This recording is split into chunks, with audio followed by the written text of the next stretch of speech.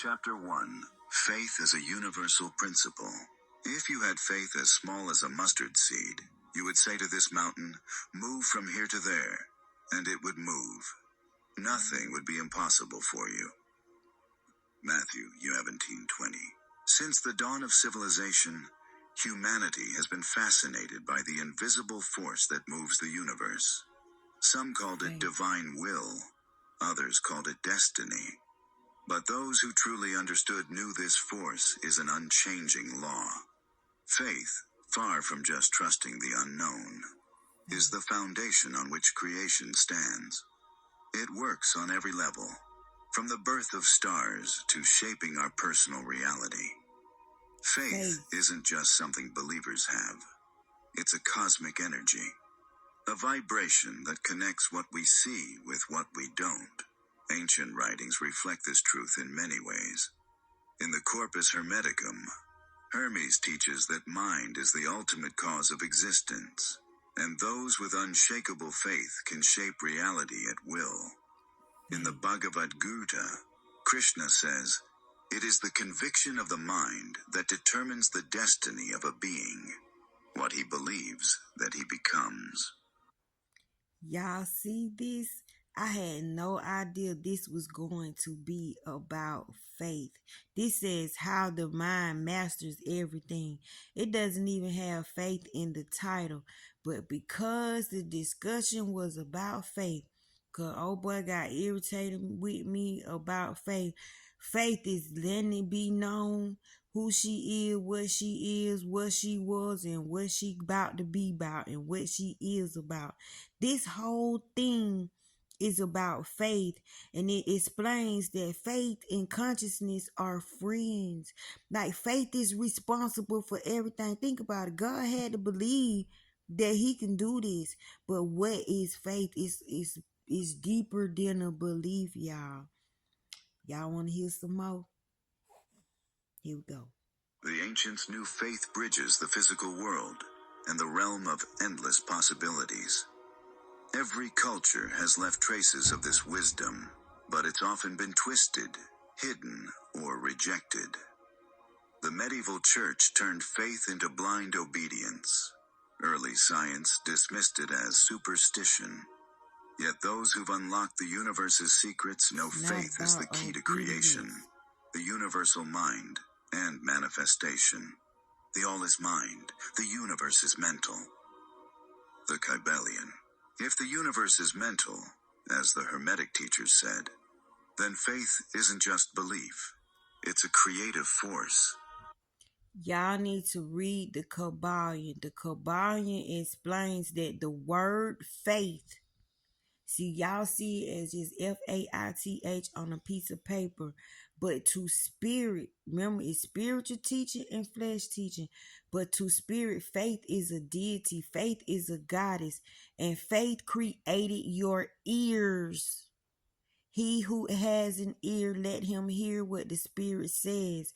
Faith gave you ears. Faith controls the hearing. And the hearing of the word, it is. The mind channels reality into existence. Faith is the absolute certainty in something before it appears in the physical world. Medieval alchemists, heirs of the Hermetic tradition, understood faith as the foundation of mastery. They weren't just after turning metals into gold. They sought to transform reality itself through focused consciousness. As Kelso wrote, "Faith itself has the power to do what the will desires, for faith creates its own reality."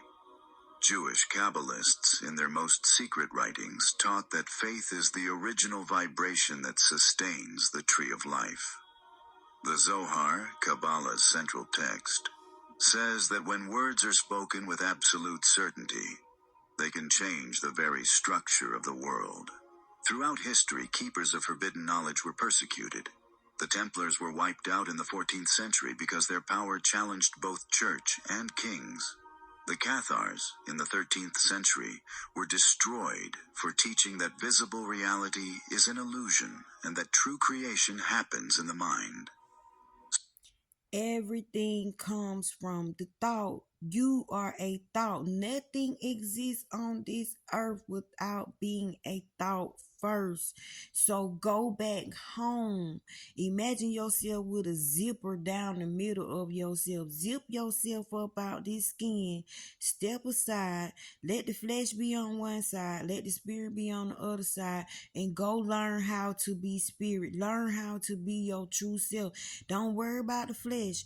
While you over here trying to be your true self, flesh is fixing itself because you out of it. You out of it. Think about it. You out of it. So now flesh can heal. You can get off your medicines. You can lose your weight. You can have your desires come to you. But you got to take care of kingdom business first. So you got to learn how to be what came up out that zipper. And it's a way, it's a living, it's you are vibration, you are the words, you are the intent, you are the emotions, you are the frequency, you are the focus, you are the paying attention, you're the feeling. That's your true self. And how you survive is words. Depending on what words you grab, what words you clothe yourself. Because now you naked. Now you need to be seen by God. See, can't no man see God. That flesh over there can't see God. But you can. But how you see God, you grab the words that he give to you and you wrap yourself in them. You clothe yourself in them. You create mantles out of them. You create underwear out of them. You create bras out of them. You create socks out of them. You create armor out of them. Now you can see God. Now God can see you because you are his word. You wear his word. Not the words that the flesh would wear. Them words are heavy and they hurt. And they ain't good. So you wear righteousness, you wear love, you wear kindness, you wear meekness, you wear countenance. You wear love. You see what I'm saying? You wear them type of words. Now you can be seen by God. Now faith can hang out with you. Now you and faith can run around, hold hand, playing the grass and playing whatever it is. And then faith give you visions of what you doing on the inside to let you know that you on the right track. And when you falling off, faith can jump up and heal you, and you'll run into other words because you spirit. It ain't gonna stop at faith. You gonna meet wisdom, you gonna meet belief, you gonna meet truth, you gonna meet righteousness. But are you ready for that? Sufism, the mystical branch of Islam, kept this wisdom alive through symbolism. Al-Hallaj was And to be exact, that is how you are born again. Being born again is now being what God is. Being born again is claiming your Godship. Being born again is what's coming up out that zipper. executed in 922 for saying, "I am the truth," meaning that through faith and consciousness, a person can unite with the essence of existence. Faith and Meister consciousness. Eckhart, a 14th Y'all century need German each other. theologian, was condemned for saying faith isn't just an external act of worship, but a union with a creative force. Whatever you It's a union with a creative force. Is she not chilling with me? Is she not a creative force? Is she not a union between consciousness and you know what? believe with absolute certainty already exists in the spiritual realm. And if your mind doesn't block it, you will see it appear. Don't let your mind This idea block also appears in Eastern you. teachings. Hear me. The Tao Te Ching says, "The sage doubts not. His faith is his power, and his power is his faith in the universe's flow." Chapter 2. The universe's hidden structure Faith and the is a role of law. consciousness. If those who guide you say, "Look, the kingdom is in the sky," then the birds will get there before you. If they say, "It is in the sea," then the fish will get there first. But the kingdom is within you and all around you. When you come to know yourselves, then you will be known, and you will understand that you are children of the living Father. But if you don't know yourselves, you live in poverty, and you are that poverty. Gospel of Thomas. And you are Since what the very come out beginning of that human zipper. thought, the initiates have seen the universe not as a lifeless structure,